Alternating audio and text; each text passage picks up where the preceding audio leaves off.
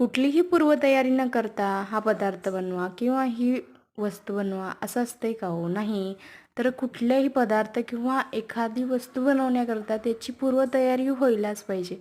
आता जर मी कांदा घातला, टमाटर घेतला आणि डायरेक्ट कुकरमध्ये घातलं आणि तांदूळ घातलं तर भात बनेल का? कारण त्या टमाट्याला किंवा कांद्याला मला चिरावंच लागेल. तर किंवा मला आता धनेपूड टाकायचे आहे, जिरेपूड टाकायची याची पूर्वतयारी तर करायलाच पाहिजे. असो तर जेव्हा जेव्हा कंटाळा येतो ना बायकांना, तेव्हा तेव्हा हा फोडणीचा भात महाराष्ट्रीयन आणि दुसरीकडे काय म्हणतात पुलाव-बिलाव, काय बिर्याणी, व्हेज बिर्याणी हे बनले जाते. कारण कंटाळा म्हणजे काय, शरीराला आलेला थकवा किंवा मानसिक आलेला तणाव यातला असा कंटाळा म्हणतात. हा 2 प्रकारे असतो. त्याच्यामुळे बायकांना नेहमी नेहमी येतोच. त्याच्यामुळे हा पदार्थ किंवा हा फोडणीचा भात आठवड्यातून एकदा असतोच. तुम्ही पण खावा आणि